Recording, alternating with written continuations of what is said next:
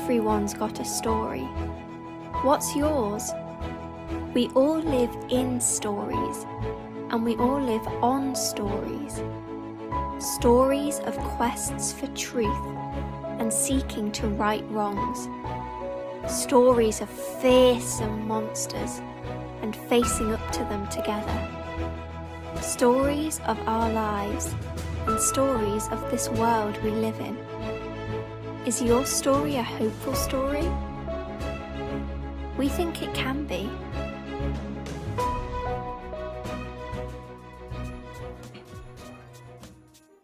Hello everyone, and welcome to Story, and a happy Lunar New Year to those of you who celebrated it yesterday. I'm Carrie, and I'm a third year at St. John's College, and I'll be hosting you this evening. If this is your first time joining us at Story, we're really glad that you're here. And you may be wondering, what exactly is Story? Well, I like to think of it as a whole season where we start asking each other, what's your story? What's your faith background? How did you come to hold to the views of the world that you have today? And helping us to think more and dig deeper into these questions and topics, we have 7 events over the course of 2 weeks, and today is the 4th, so we're right in the middle. The theme for this evening is a story for everyone, and the question that we'll be looking at is faith oppressive or liberating? Helping us to think about this question is our speaker, Rebecca McLaughlin. Rebecca studied English literature right here at Cambridge all the way up to a PhD level. But she sure put it to good use because she's written her own book, Confronting Christianity, which addresses some of the most difficult challenges and objections that Christianity has to face up to today. And I'm sure that tonight's question is definitely one of those topics. Later on, we're also getting the chance to hear a real-life story from a fellow Cambridge student as she shares with us her experience of thinking about whether the Christian faith is really freeing or restricting. Throughout the evening, there'll also be a great opportunity for you to submit your questions to our speaker, Rebecca, through our Pigeonhole app, which you'll find embedded right next to this video in our website, storycambridge.uk. So do go there and put in any and all of the questions that you might have and upvote each other's questions so that we can ask Rebecca the most relevant and popular ones later. And without further ado, let's listen to what Rebecca has to say to this question: is faith oppressive or liberating?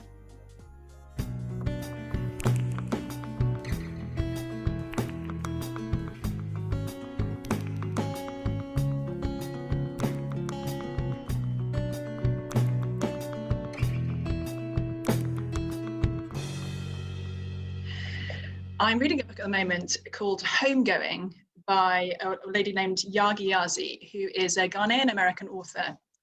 And it's a brilliant story. It begins in Ghana in the 18th century, and it follows initially the story of 2 half-sisters who were born in different villages, each unaware of each other. One sister marries an Englishman who has gone to Ghana to help with the slave trade. The other is captured in a raid on her village and sold into slavery. And the book follows the family lines of these 2 women down 8 generations. So far, the most heartbreaking tale for me has been the story of Ness. Ness was born into slavery in the American South. Her master, whom she calls the devil, assigned her a husband who, despite having been born in Africa and speaking no English when he comes to the plantation, is named Sam.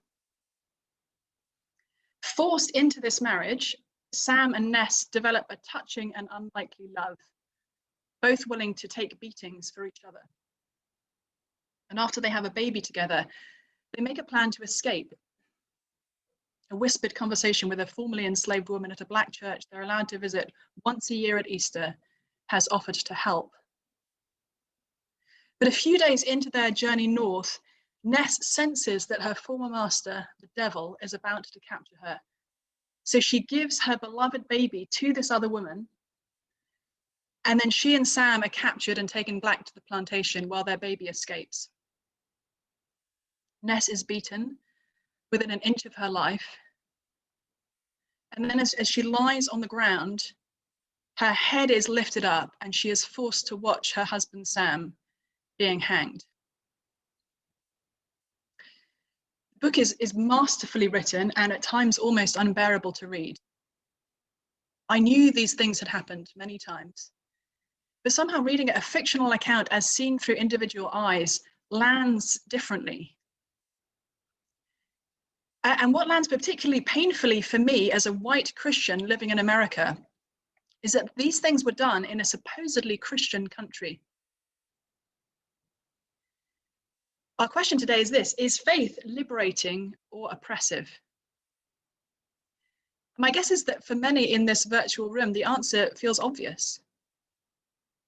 Story after story of Christians, especially white Christians like me, engaging in oppression of others, paints a picture of a truly oppressive faith.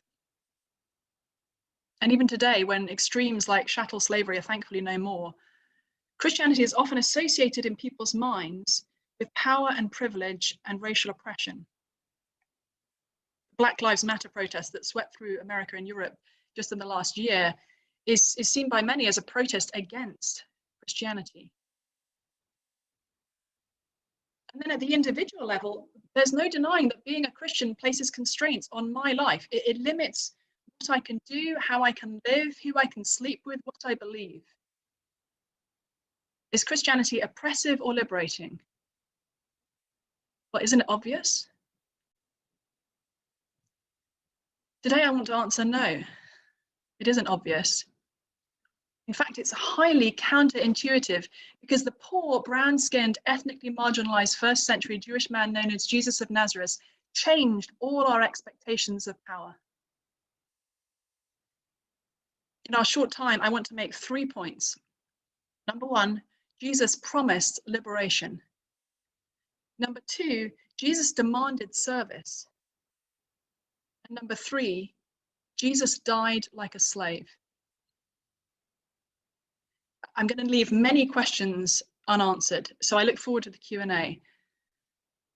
But to begin at our first point, Jesus promised liberation. I don't know if you've read through any of the gospel accounts of Jesus's life for yourself. I highly recommend you do if you haven't. And if you want to know what the Bible has to say about oppression and freedom particularly, I recommend you start with Luke's gospel. To each of the 4 gospels, Matthew, Mark, Luke, and John, has its own unique flavor.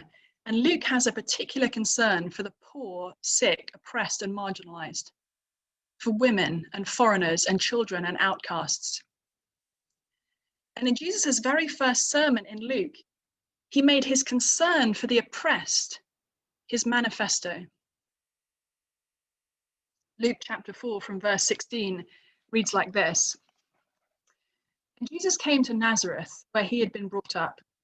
And as was his custom, he went into the synagogue on the Sabbath day, and he stood up to read. And the scroll of the prophet Isaiah was given to him. He unrolled the scroll and found the place where it was written, "The Spirit of the Lord is upon me, because he has anointed me to preach good news to the poor. He has sent me to proclaim liberty to the captives and recovering of sight to the blind, to set at liberty those who are oppressed, to proclaim the year of the Lord's favor." And he rolled up the scroll and gave it back to the attendant and sat down. And the eyes of all in the synagogue were fixed on Jesus. And he began to say to them, "Today, this scripture has been fulfilled in your hearing."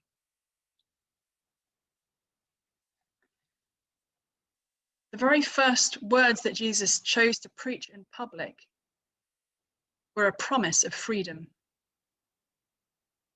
He was the one filled with the Spirit of the Creator God, come to proclaim good news for the poor and liberty for the oppressed.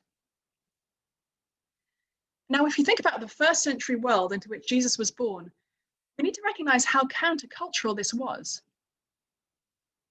You and I today, whether we identify as Christian or atheist or nothing in particular, we all believe that at some level it's our responsibility to care for the poor and to liberate the oppressed. We think that human beings are fundamentally morally equal, and that every human should be given basic human rights. We believe that poverty is a terrible thing to be worked against, and that the brutal enslaving of Africans that went on in America and from which British slave traders benefited tremendously is utterly morally repugnant. We see these things as basic moral common sense, self-evident truths. But if you look at the history of ideas, they're not self-evident at all. They've come to us from Christianity. Now, that may be sort of shocking and surprising to some in this room, and I don't have time to work through all the evidence for this, but if you're interested to find out more, I recommend two books, both by non-Christian historians who make this case.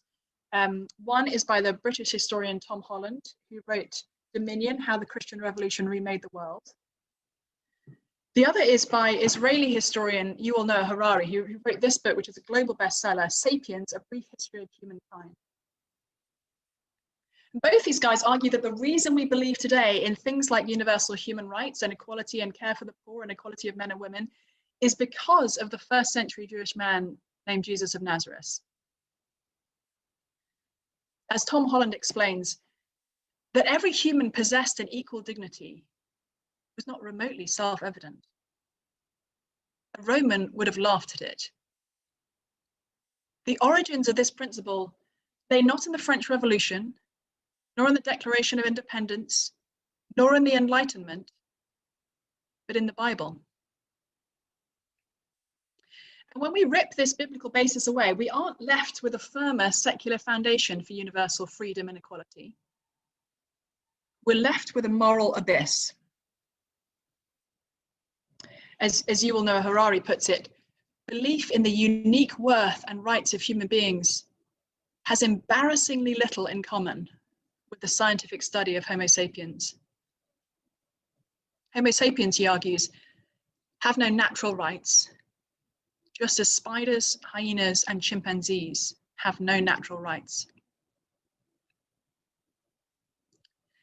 In a world where universal human equality would have been seen as a joke, Jesus promised liberation. If you read on in Luke's gospel, you'll find that Jesus' promise wasn't only a promise of physical freedom from oppression. He was making an even bigger promise of spiritual freedom. But it wasn't a spiritual freedom that didn't care about the poor, oppressed, and marginalized, quite the reverse. It was a vision of a new world that placed the poor, oppressed, and marginalized at the very center of God's moral plan. This is why Christianity became so popular among the poor and the oppressed, including among women. In the Greco-Roman world, women were not seen as equal to men, which is why so many baby girls were left out to die. In fact, the 2nd century Greek philosopher Celsus laughed at Christianity. He said that Christians want and are able to convince only the foolish, dishonorable, and stupid, only slaves, women, and little children. And he wasn't far wrong. Christianity has always been a majority female movement. And the early church was disproportionately attractive to slaves. In American history, the place where I now live, people tend to associate Christianity with the oppressive white slaveholders. But actually, many enslaved Africans ended up putting their trust in Jesus. They saw that Christianity wasn't the religion of the powerful and oppressive, but really of the exploited and oppressed. And today, both globally and in America, the most typical Christian is not a rich white man, but a poor woman of color. Why? Because Jesus promised liberation. That brings us to our second point. Jesus demanded service. I'm reading the Harry Potter series to my daughters at the moment, and it's a delicate balancing act because my 10-year-old knows all the stories and my 8-year-old doesn't. So we're trying to avoid spoilers, and apologies for those who haven't read, and you're going to hear spoilers in a minute here. One of the things my 8-year-old doesn't know is how Dobby dies. And for those who aren't Harry Potter fans, Dobby is a house elf who was originally enslaved by the cruel and exploitative Malfoy family. But early in the series, Harry finds a way of tricking the Malfoys into setting Dobby free. And from that time on, Dobby will do anything for Harry. At one point in the last book, Harry, Ron, and Hermione have been caught by the Death Eaters, and their situation seems completely hopeless. But then Dobby magically appears.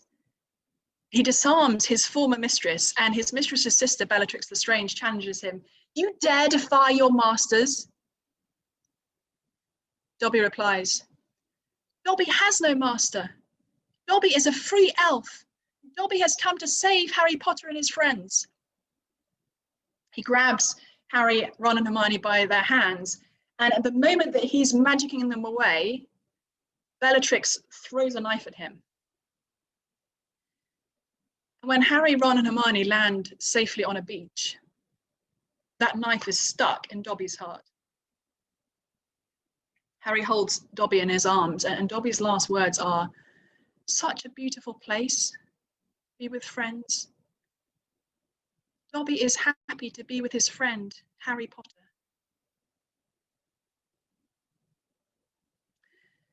It's easy in our culture to think that the more freedom we have, the happier we'll be.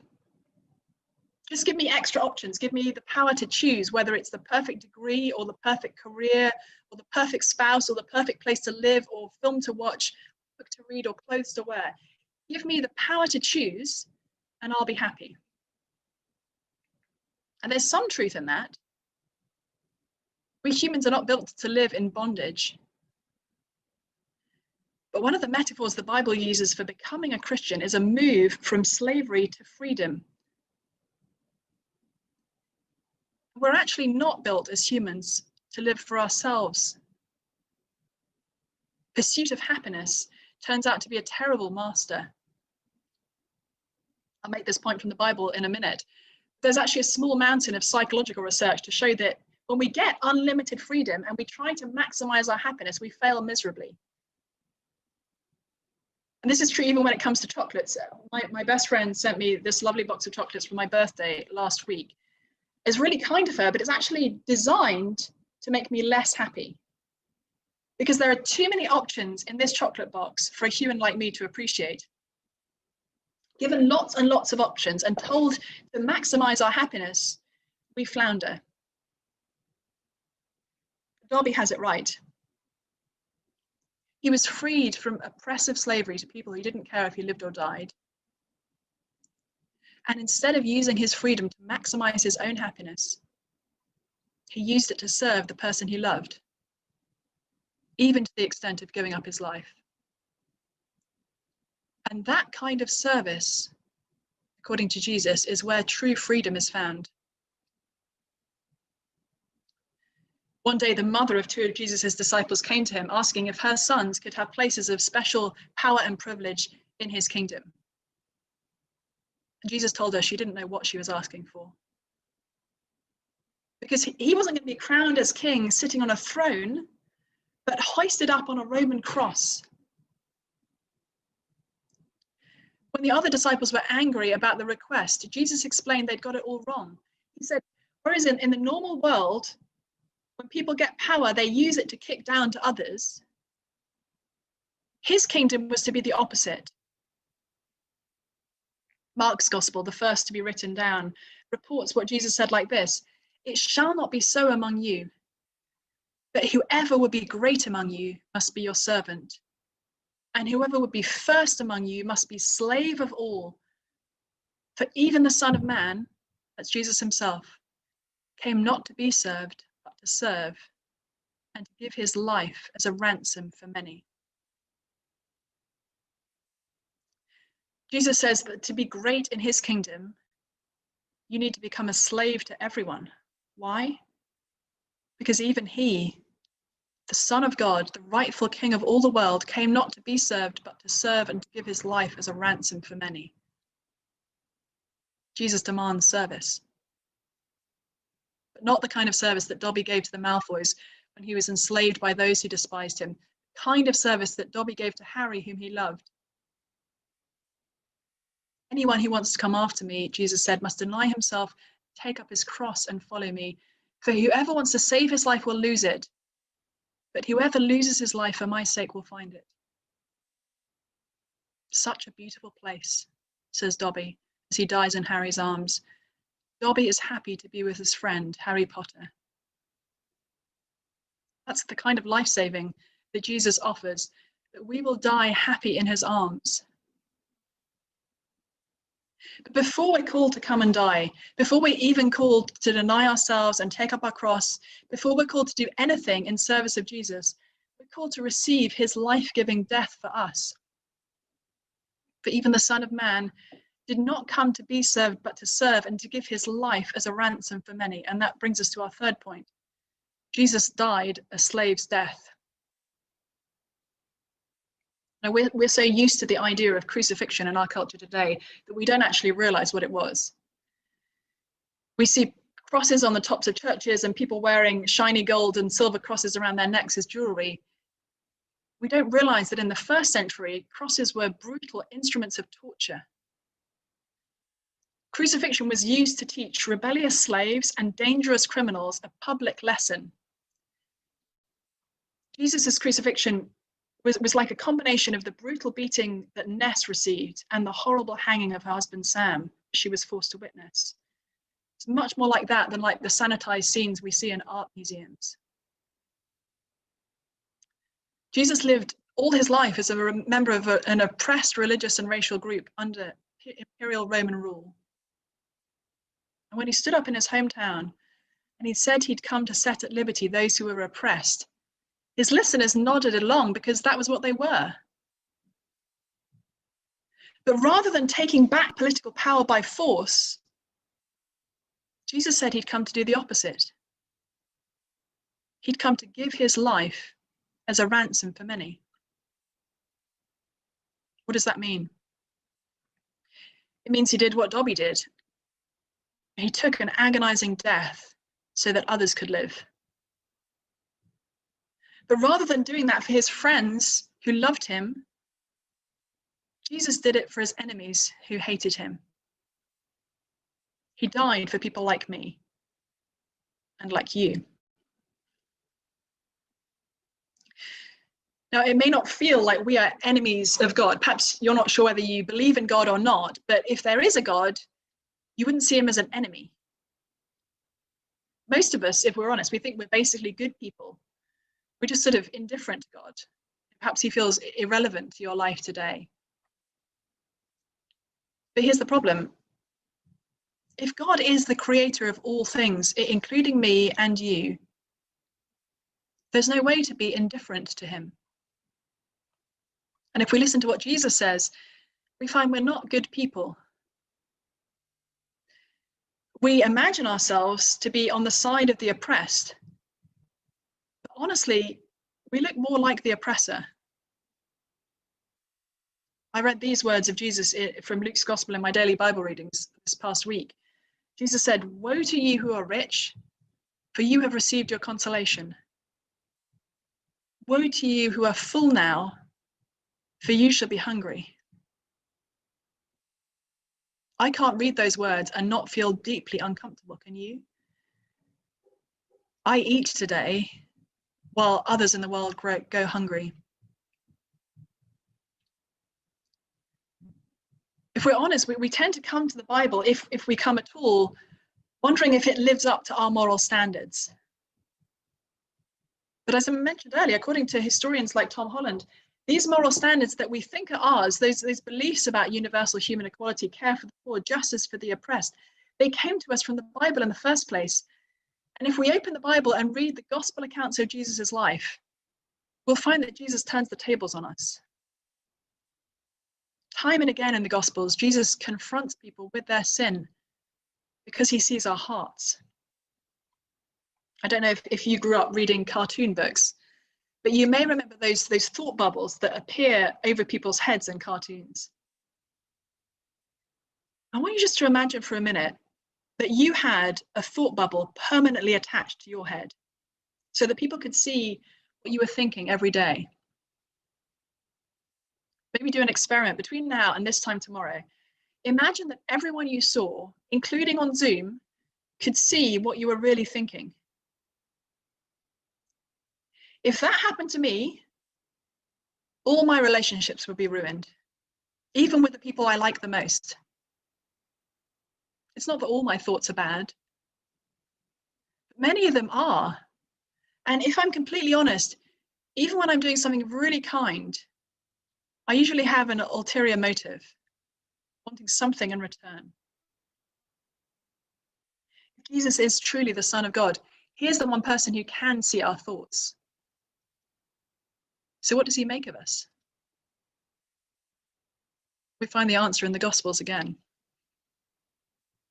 One time, the religious leaders of Jesus' day were complaining that Jesus was spending his time with sinners, prostitutes, tax collectors, people who were known at that time to be the moral scum of the earth. And Jesus explained to them that it's not the healthy who need a doctor, it's the sick. He said he hadn't come to call good people, but sinners. The religious leaders completely missed his point. They were just as sinful as the tax collectors and the prostitutes. They just didn't realize it. They were desperately sick. But unlike the people they despised, who were flocking to Jesus, they didn't know they needed a doctor. Reading Homegoing has been hard for me, firstly because it breaks my heart to hear the stories of oppression and cruelty that it tells, but also because it makes me ask uncomfortable questions about myself. See, I like to think that if I had been born into a rich white family in 19th century America, that I would have stood up against slavery. I desperately want to believe that I would never have stood by while Ness was beaten and Sam was hanged for simply trying to escape their unjust servitude. But do I really have that kind of moral courage? Would I put my life on the line to stand up against evil when everyone with power around me was calling it good? If we take an honest look at history, we find that those people who stand up are actually exceptional. Today, it's easy for me to put a Black Lives Matter sign in my window, but it would have been really hard for me to act like the lives of enslaved Black people mattered if I had been born into a different time and place. And if we take the Bible seriously, Jesus' moral diagnostic of me and of you is not good.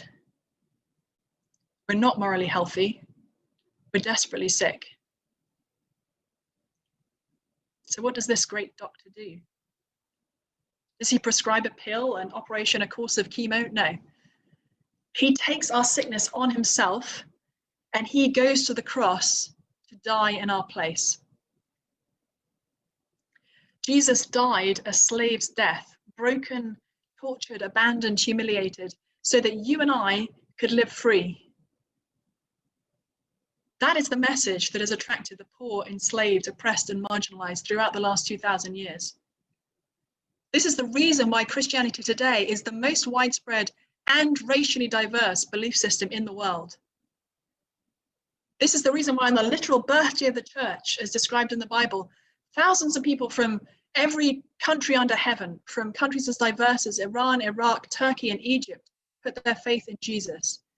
This is why millions of enslaved Africans, people pressed and brutalized like Ness and Sam, put their trust in Jesus. He died a slave's death so that anyone who trusted him could live free. The man who was God in the flesh came not to be served, but to serve and to give his life as a ransom for many.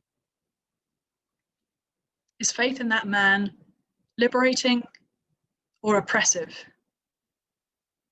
It's the most free thing we could ever be. And if we put our trust in Jesus, however much of a failure our lives turn out to be, we'll die like Dobby, happy in his arms, and we'll awake to everlasting life with him.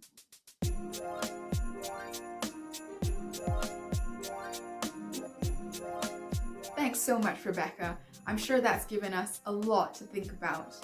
And don't forget, if you have any questions that you'd like Rebecca to address later on, head to our website and be sure to put it inside our Pigeonhole app right next to this video, and we'll be asking Rebecca your questions live later on. But first, let's hear from Cambridge MML student Joanna, who's joining us from her year abroad actually, as she chats to Wei about whether being a Christian is truly freeing. Hey Joanna, it's great to have you with us. Yeah, please could you introduce yourself and give good old Cambridge stats as well. Hi, so I'm Joanna. I am a third year MMLer at Trinity Hall. Currently on my year abroad in Germany. That's all the stats, I think. I'm not sure. That's great. Thanks. Yeah, so having chatted with you a bit before about your story, yeah, we've kind of seen how in Rebecca's talk, her illustration with Dobby, and also the question about faith in Jesus being liberating is something that's been very real in your life. Yeah, could you unpack that a bit for us, please? Yeah, of course. So yeah, my story is basically I grew up in a Christian home and kind of followed everything as well as I could. So outwardly, everything was very good, but inwardly, it was kind of very resentful of the things I felt I wasn't allowed to do. And yeah, that for me was a struggle and feeling like I didn't have any freedom. And so kind of went on a short journey to see if like this was actually true, which didn't take very long because of just the overwhelming evidence that there is for the fact that Jesus actually lived and did the things that he said he did, and that the Bible is true. But my major thing that I kept coming back to was that I didn't like it. I didn't feel I was free. And so I really resonated with, like Rebecca said, Jesus died for people who were not his friends, like Dobby did, but people who were his enemies. And for me, that was, so when I read Romans 5:8, while we were yet sinners, Christ died for us. That for me was really powerful, because it meant that this Almighty God looked at a rebel and said, "Oh, I love this person and I will save them." And it was so striking because of his love, but also because of the fact that it had nothing to do with me. It's the entire salvation story is about Christ. So, you know, he's the one who is holy. He's the one who is just. He's the one who loves us. And because he loves us, he died for us, and he saves us. And so then it just came up in my mind, why am I trying to reduce something that doesn't even start with me to just practices that revolve around what I do? Because it's nothing like that at all. So that was really something that pulled me and kind of got my attention and made me realize this isn't about what you're allowed to do, what you're not allowed to do. This is about a God who stepped into your mess and decided, you know, he loves you and he's going to rescue and save you.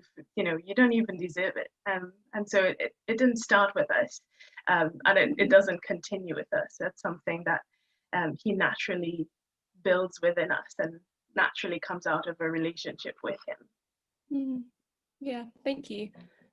Yeah, so this kind of freedom that you've talked about, what difference does that make day to day now?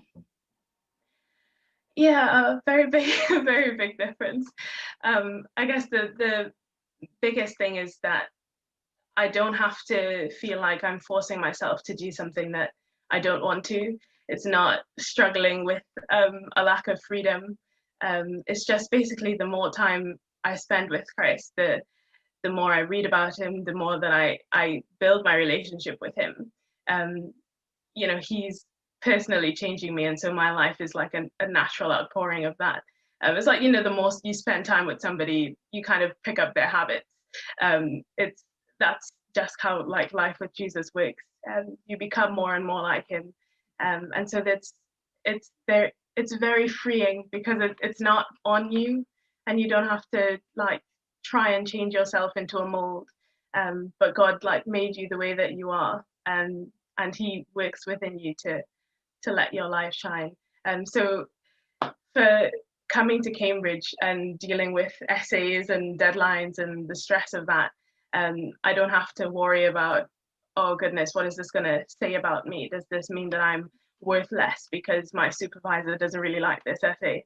But no, because God's already put a really high value on my life, and I can just rest in that. And it doesn't mean that I stop working, but it means I can work now knowing that I'm already validated. And so I'm free to take the attention off me and just do my best as unto Him. And, you know, when I see things in the world that aren't right, or there's justice issues that really like grate on me, I don't have to be like hopeless or look at it and be like, oh, the world is a mess and we're all doomed and there's nothing that anybody can do, because it's not about us, and because God has already won the battle and has put this very big price on our lives, so we can love others as a result of what He's put inside of us. We can respond to the injustices we see and help where we can, and also know that ultimately it's up to Him, and in the end we have a great hope that there will be no more crying. He will wipe every tear. Yeah, thank you. That's some really exciting and helpful stuff. Thank you so much for sharing. Thank you.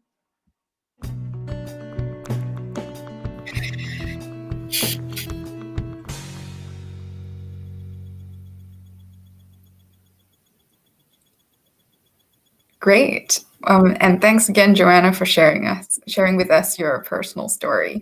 I'm here now with Rebecca, and we are going to launch right into the live Q&A section. So if you guys haven't yet submitted your questions to the Pigeonhole, go ahead and do that. I think you can also leave them in the YouTube live comments if you want, if that works better. But we've got quite a few questions coming in already. Rebecca, are you able to see them? I'm not, but that's okay. You can just. All right, I'll read them out. I'll try to be as verbatim as possible. So the current top one, it says, "Are you saying Christianity is liberating for individuals since Jesus died for us, or for society as a whole? Many people still have very bad experiences in church." Great question. I've actually been thinking about that, particularly the last few days, as especially focused in the US, has been another terrible scandal of a Christian leader found in horrible sexual sin for a long time, many people hurt. And situations like that, you can look and think, well, gosh, what would anybody want to have to do with a religion that has people like this and organizations like this that maybe seemed good but turned out not to be, and folks who've been in church contexts and experienced terrible hurt. It's easy to come out of that thinking, well, why am I here? What am I doing here? And as I've reflected the last few days, actually, especially, my guess is that many people on this call today have been hurt in their family in one way or another. Some folks really terribly hurt and abused, others just experiencing emotional pain of some form or other in relationships within their family. And we probably don't conclude from that family is just bad and we would all be better off without family.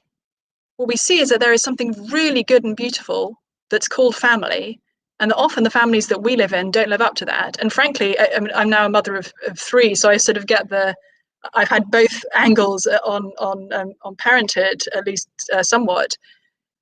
Frankly, a lot of the reason that my family right now is imperfect is because of me and my selfishness.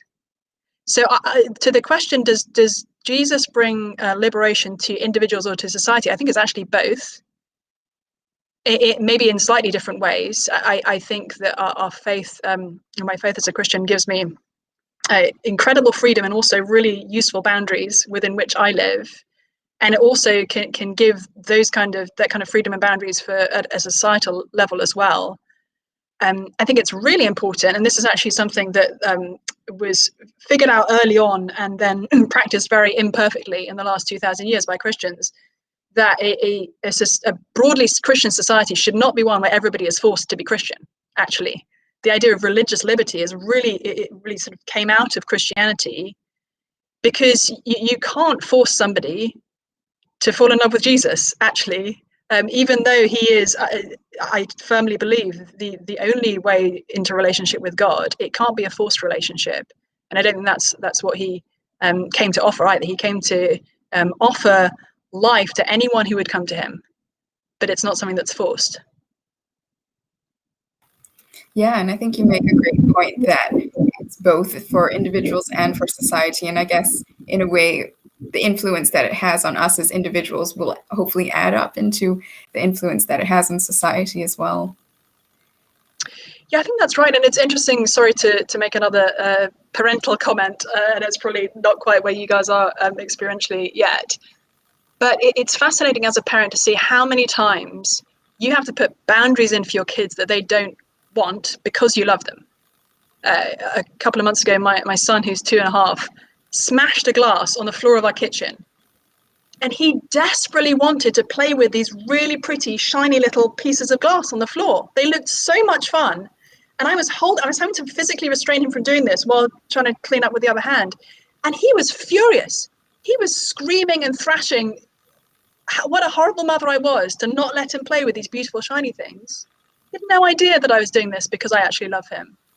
And I think sometimes is those of us who've been a Christian for a while, or those of us who are just contemplating Christianity, you can look and think, gosh, there are real boundaries for Christians around things that we might even want to do at times that we're actually not allowed to do. And at times we can be like that 2-year-old who actually is screaming and crying and thinking, how can you possibly stop me doing this thing? It looks really fun. But actually, if it's true that God is, as the Bible calls him, our Father, and if that's the kind of God who Jesus reveals to us, then we need to trust that he actually has our best interests at heart, kind of like a mother with her 2-year-old who wants to play with the glass. Yeah. Right. Okay, the next question is on a little different note. It says, can you explain more about why having too much freedom is actually oppressive? It's quite counterintuitive. I think you said that having a lot of choice isn't great sometimes. Yeah, this is something that I know from the scriptures from one angle, but actually I've done a decent amount of research into modern psychology, just for various reasons the last few years. And one of the things that's been shown time and again is that humans, if we're given too much choice, and it's everything from the chocolate box illustration that I gave earlier to much more important sort of life event type decisions, we actually become kind of paralyzed. And especially if we're told, hey, you can make a choice out of all these different options and you don't really have to commit to one. You can always come back and change your mind. So one experiment that was done took a bunch of students and said to them, hey, you can come and choose any one of these 5 free prints of a beautiful painting. Just take it home, choose it, it's yours. And to one group, they said, you need to make a choice today and it's one and done, put it up on your wall, but there's no kind of coming back and changing your mind. And to the other group, they said, pick one today, but if at any point in the next 2 weeks you want to come back and switch your chosen print for another one, you can always come back, the door's open. When they followed up with these people in terms of how they felt about their print subsequently, the people who are told, yeah, there's one choice, there's one time, and then you have to stick with it, were actually happier with their print and valued it more highly than the ones who were told you could come back anytime. So it's partly about how many choices do we have before us, and we can become sort of bewildered and find it harder to make a decision and make a commitment. But it's also actually the making of the commitment tends to be associated with actually valuing something and being happier with it as you do it. And one of the things as I read this research, the first thing that popped in my mind was like, gosh, that sort of reminds me of marriage, honestly. So I can hardly tell you how liberating it is to commit to marrying somebody and to know from now on, I don't have to worry about whether somebody else might or might not have been a better life partner for me, because like, this is the person, I'm committing to them, and it's one and done. It's actually extremely liberating, rather than being, we might think it's oppressive, and what would be really liberating is to be on, I don't know, some dating app every week and making sure you are optimizing your choice, of the 1,000 people within your physical, realm who you could possibly match up with, make sure you get the exact right one. Actually, it's kind of a recipe for misery. Yeah, but I guess maybe a follow on from that would be if we, we don't want infinite choices, but like, why is, following what's Jesus said or what's in the Bible, why is that a good kind of boundary or thing to live by? All sorts of reasons. And again, I'm slightly falling back on modern psychology, but my guess is for those who are not Christians on the call today, that will be a better springboard for you in some senses than if I just quote a bunch of Bible verses at you. One of the things that we humans really need is a sense of purpose, and like we're part of something bigger than ourselves. And one of the most exciting things about being a Christian is both of those things are profoundly true for me. Like, I know that my life is part of something much bigger, and my story is a tiny little piece in a much more extraordinary story that's going on throughout all of human history. And even as I can meet somebody on the other side of the world with a completely different cultural background, completely different life experiences, and they could be my brother or sister spiritually. And I've had that experience multiple times as I've traveled around or met people who've recently moved to where I live. It's truly profound and exciting, honestly, to think not only is my little story part of a much bigger story that God's telling, but actually I can get little glimpses of other people in this big story as we go along. I'll never forget, when I was 16, I spent a short amount of time in Albania. And sorry, it was Romania. Later on I went to Albania. In Romania, and met that Sunday with a small group of people at a little house church, because Romania had been a communist country for a while, and Christianity was sort of very much in building mode there. And I remember the Sunday morning, a 16-year-old girl walked in who was going to lead the worship with her guitar sort of slung over her shoulder. And she'd grown up on a farm in rural Romania under communism.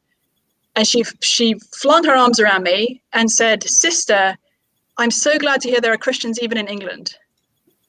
So again, one of the most freeing things, or the most exciting things for me as a Christian, is to get to connect with so many people, so many different places who worship the same Jesus who I worship. Yeah, thanks for that. That's a great story as well. I'm going to kind of combine the next two questions, but I'll just read them both for you. So one says, how can all of that you've said be true when so many people of color still experience racism in the church? If the Christian faith is liberating, why is it experienced as oppressive in this way? And then the second question says, like you said, a lot of Christians are themselves in oppressed positions, but why is that the case if you believe that Jesus set out to free people? Like, why is he not better at freeing people then? Yeah, so two questions which in some ways I'd prefer to answer separately. I realize they're interconnected, but somewhat separate them out, because I think they're touching on slightly different angles. So the first question I think was about if the Bible is true, and what I've just been saying about the Bible being good news for people who are historically oppressed, if that's the case, why is it that so many people of color experience oppression within the church? And I don't know whether the person answering the question is talking about within a specific local church, or whether in the church writ large, especially honestly in America where I live, where there's a strong history of racism actually being tied to various white Christian denominations. And one of the questions that I'd want to just, the points I want to slightly push back on or think through as we even begin to engage that question is, who are we seeing as the representatives of Christianity in this picture? Because if we're only seeing white racist people as the representatives of Christianity, why is that? Why are we not actually taking seriously the faith of Black women, for example, in America, or Black men in America, who over here are almost 10% more likely to identify as Christians than their white peers, and more likely to go to church every week, read their Bible, pray, all the things that Christians tend to do. And I think that's a mistake that we can make today, and it's a mistake we can make looking back historically. Why is it that we are associating Christianity with the white slaveholder rather than with the enslaved Black person? And I think that's one way I'd want to sort of engage that question. But and the other way, honestly, is to say, Jesus, when he died on the cross, according to the Bible, saved us from our sin if we put our trust in him, as in sinner that I am. The Bible says that my sin has been sort of taken away from me as far as the east is from the west, completely removed from me in terms of God's judgment, because it already was judged on the cross when Jesus died. But again, if we take the Bible seriously, we should expect to continue to be sinful people if we're followers of Jesus for the rest of our lives.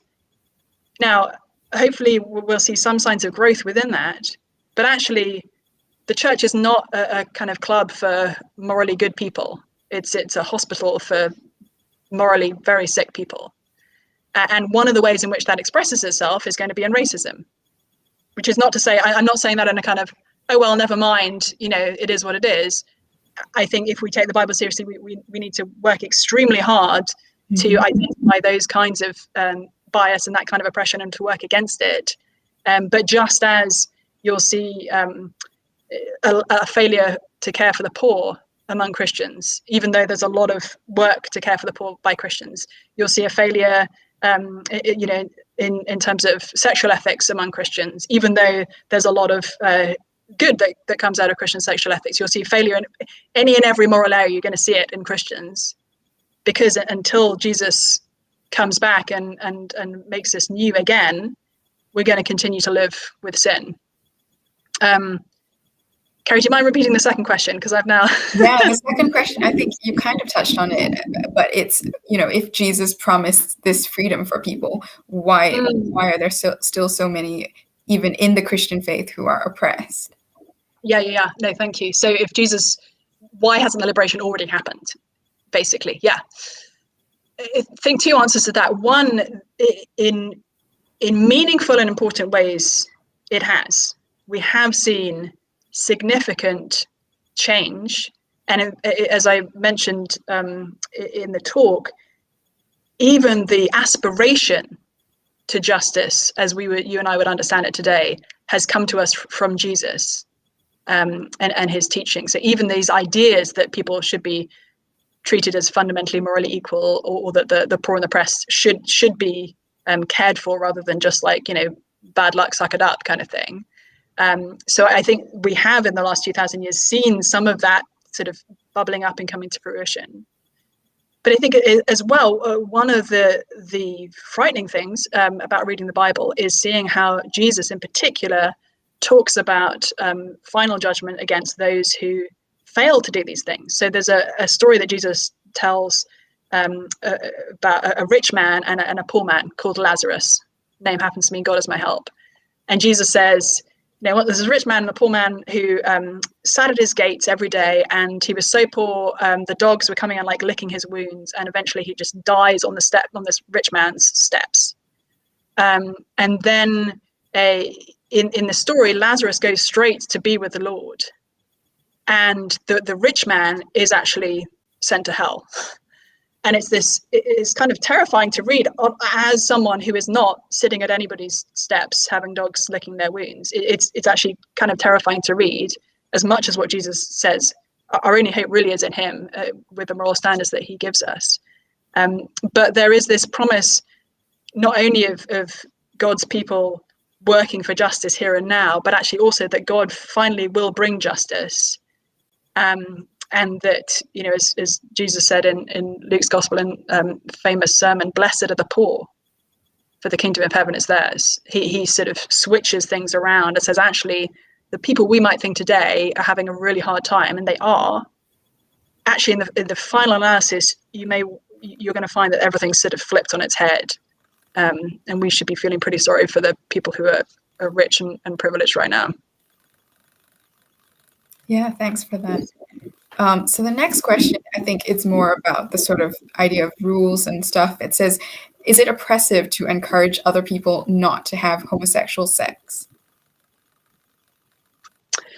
I talked about this a little bit in the last session, and I'm glad to again, and to give the little bit of context on me, that I, for as long as I can remember, have always been more attracted to women than to men, and that was true growing up. It was true in college. I'm happily married to a man now, but if I'm ever attracted to somebody other than my husband, it's to another woman. And you may think, well, you know, you're some like strange phenomenon, like, you know, who is this? So it sounds like an unusual situation to be in. It's actually really quite typical. It turns out, according to the studies that have been done in gender and sex psychology, especially by a woman named Lisa Diamond, who's at University of Utah and a lesbian activist herself, that women like me who are attracted to other women, but not exclusively so to where they couldn't be attracted to a man in the right circumstances, actually are the largest sort of group among anyone in the LGBT kind of category. It's about 14% of women who are attracted to other women, though only 1% are exclusively attracted to other women. For men, it's about 7% who are attracted to other men, and about 2% who are exclusively same-sex attracted. So we have a kind of complex picture, actually, about patterns of attraction, which a couple of decades ago was vastly oversimplified to say that some people are straight and some people are gay, and you're sort of either born one way or the other, and there it is, and it's sort of like a neat division somehow. It doesn't seem to be the case, just from those who study these things. And the question that all of us have, whatever our patterns of attraction, is what will we do with those attractions? And one of the really strange things about Christianity that was strange in the first century and is strange today is the idea that sex only belongs in exclusive lifelong marriage between a man and a woman. And again, we think, well, it's clearly the traditional default, and it's only in the last few decades that people have really been challenging that. No, it was not the default in the first century into which Christianity was born. Sure, women were expected to be faithful to their husbands. Men weren't at all. It was fine for them to sleep with other women and with other men as well, generally too, and with their slaves. I mean, there's all sorts of different kind of sexual expressions of sexuality in the first century. So then the question is, okay, so number one, weird, Christians are expected to live either as faithfully married or faithfully single. And the Bible gives us actually a vision of singleness as even better than marriage. But then why would marriage have to be male and female rather than two women or two men? And we all know, I'm sure, people who are in same-sex relationships who are faithful and committed and loving. And we also, I'm sure, all know people who are in heterosexual relationships who are unfaithful and uncommitted and unloving. So why is it that the Bible would give us this odd sort of prescription that actually sex belongs only in male-female marriage? And that's where it gets even more weird. The Bible, from beginning to end, gives us this metaphor of God and his people as like a faithful husband and an often unfaithful wife. We see that bubbling up through the Old Testament, the Hebrew scriptures before Jesus was born. And then Jesus in the Gospels says that he is the bridegroom. And we see in the New Testament Christian marriage being presented as a little picture of Jesus's love for his people and his sacrifice for his church. And then in the book of Revelation, at the end of the Bible, we see this picture of Jesus's wedding to his church, bringing heaven and earth back together. So this is like huge picture that's going on. And from a Christian perspective, the point of human marriage, the point of sexuality, is to give us a tiny glimpse of Jesus's love for us. And one of the features of that is that it's a love across difference. Another feature is that it's like a life-giving love, which is why, as from a scriptural perspective, God has designed us so that we can have babies when a man and a woman come together, rather than when two people of the same sex come together. There's actually built into that picture. Now, all of this is crazy if Jesus isn't who he says he is. And were I not a Christian, I would almost certainly be married to another woman. As it is, I'm happily married to a man, and I experience deep, profound, tender, non-erotic love with several other women who I'm very close to. And that is something as well that the Bible actually pictures for us. And sorry, I know I'm giving a long answer to this, but I feel very passionately about it. The kind of language that the New Testament uses about how Christians should love each other, and that would generally be expressed in same-sex relationships, is almost embarrassingly intimate. It's language of Paul calls, one of the first apostles calls Onesimus, a friend of his, very hard. He says he was among the Thessalonian Christians like a nursing mother with their children, like comparing himself to a breastfeeding mother. He talks about Christians being one body together, being brothers and sisters, being comrades in arms, being knit together in love. I was looking this up earlier today. In the New Testament, there are 5 times it says, greet one another with a holy kiss. It's like a physical expression of love. And I think that's one of the things that the church needs to be enjoying and modeling. And I think it actually puts the strange and in many ways kind of limited picture of sexuality that the Bible gives us in its broader, important context. Yeah, thanks so much for sharing your perspective and also your own personal experience. Well, I'm going to squeeze like maybe 1 or 2 more questions in here. So the next one is about a bit in the Old Testament. It says, doesn't the Bible condone slavery? So it cites like Numbers and Leviticus. And I think there's an additional comment that says there's a bit about slavery mentioned in one of Paul's New Testament letters as well. Yeah, really important question. So in the ancient Near East, into which the Old Testament was written, and actually also in the first century, slavery was completely normative. Nobody thought it was morally problematic at all. It was just it was just how the world was. Just as sort of context there, the laws that we see in the Old Testament are actually put in place to protect slaves. Which again, it's like very. It's very weird to us to look in the Old Testament and see, women being married to men, like being given in marriage to men, rather than we're sort of used in our societal context to everybody deciding who they marry or don't marry. And so there are certain things that are going to seem very strange to us, just sort of culturally, but completely pervasive idea of normalization of slavery in the ancient world. And in the New Testament, it seems like actually a significant proportion of the first Christians were slaves. Now, slavery in the first century had some overlapping features with slavery as seen in American history, but actually also some significant differences. So, for example, often people would sell themselves into slavery in the first century rather than being born into slavery or being stolen. As slaves. It was kind of a way of, like, if you got into debt, it was something that you could do. You could technically be a slave while also being like actually a quite powerful and important person socially. So like a sort of civil servants. One of in the Bible, we see one of the first individual conversion stories in the book of Acts is of an Ethiopian eunuch who was a high court official of the Queen of Ethiopia, but would have likely technically been a slave as he was a eunuch. So slavery is kind of this much broader category in some ways than we think of it, and it wasn't race-based. All sorts of people could be slaves for all sorts of different reasons, and it could mean different things.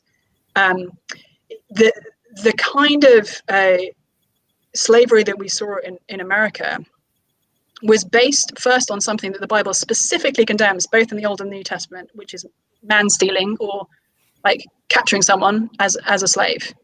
That's condemned in the Old Testament. There's a death penalty for that in the Old Testament.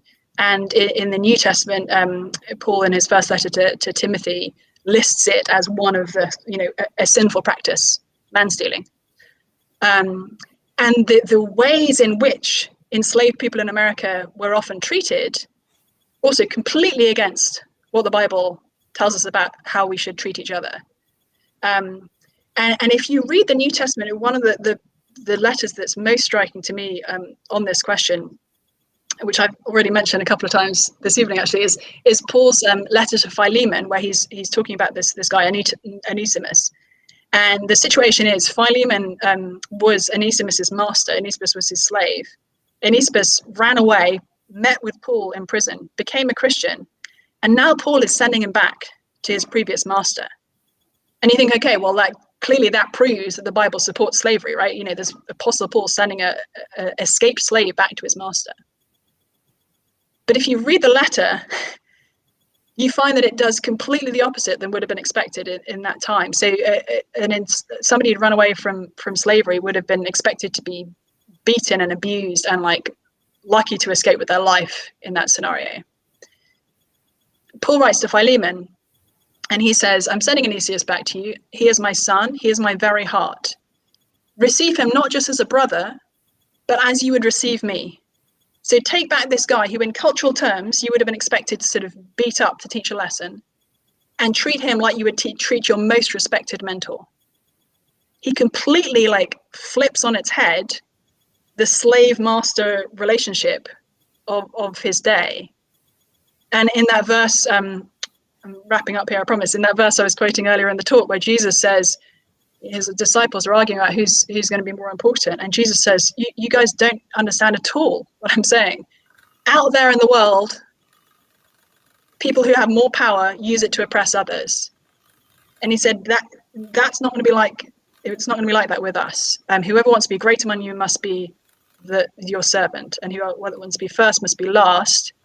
Because even Jesus himself, the Son of Man, didn't come to be served, but to serve and to give his life as a ransom for many. So Jesus specifically says, look, we cannot think in these terms of sort of slave master, powerful, oppressed. Actually, if you want to be important in my kingdom, you got to get down. You got to get down on your knees and take the slave's role, because that's what I, Jesus, am doing as well. So much more that can be said on that question, but just to give you some sort of ways in, I actually think, and we see that historically, actually, Christianity it is the catalyst for for slavery being unraveled in the centuries after Christianity starts to spread in the West. Yeah, thanks so much. And I think that's a pretty good one to end on. And so sorry to everyone else if we didn't get around to your question. But yeah, thanks, Rebecca, for coming along and for helping us to think about all of these wide variety of questions, and for everyone who submitted them as well. Before we end, I just want to say a few things. So yeah, it's been a pretty short time to explore some very weighty and really important topics. And so if not all your questions are answered, or you haven't gotten those answers that are satisfying enough, we really hope that we can help you to explore these topics, or to dive into topics that we haven't yet addressed at Story. So I just wanted to suggest a couple of ways that we'd love you to do that. So firstly, on our website, we have a book stall, and there are a few titles there. You can order yourself a copy of a book that interests you. And a lot of what we've been talking about has also revolved around, the things that Jesus himself, the historical person, what did he say? What did he do? And so you could also get yourself a copy of one of the first century accounts, the Gospels, something like that. And then on the main page of our website, we also have a section right at the bottom which says find out more, and there are ways that you can give us your thoughts or your feedback. You could get in touch with another student if you want someone to chat with, or you can even join a discussion group that will be running kind of after these couple weeks are over. So yeah, there are lots of ways that we'd love to hear from you. And even though this is an online event and things are kind of spaced and distanced, we really hope that it'll be a chance to make real connections, hopefully meet some new people, and start those conversations. And of course, Story is not over yet. We still have 3 more events that are coming up next week on Monday, Wednesday, and Friday. So the next coming event is on Monday evening, and we'll be hearing from our other speaker, Pete Dre, who will be talking on the topic of tragedy as one of the sort of plot lines that we're exploring. And there'll also be an interview with a survivor of Rwandan genocide. And, maybe that might tie in well with the topic that we've heard about this evening as well. Yeah. And then Rebecca, of course, will be back with us on Wednesday. And so if you're the one who loves live Q&As, come back for that. And also right after this at 9:15, there's the next episode of the Luke Experiment that will be premiering. The Luke Experiment is kind of a bunch of students who got together and decided they wanted to dramatize one of the accounts of Jesus' life, so the Gospel of Luke, by reading out the different character parts and making it really sound like a story that flows through. And then there's a second half where you also get a bunch of students chatting about their reactions, some Christians and some from other backgrounds, and just say, what they thought about it and how it kind of fits or doesn't fit with what they believe about the world. So yeah, it's been really interesting. I've been listening to it, and I'd really encourage you guys to do that too. But that is, I think, all for this evening. So thank you so much for joining us, everyone. And we hope to see you again here at Story. Bye-bye.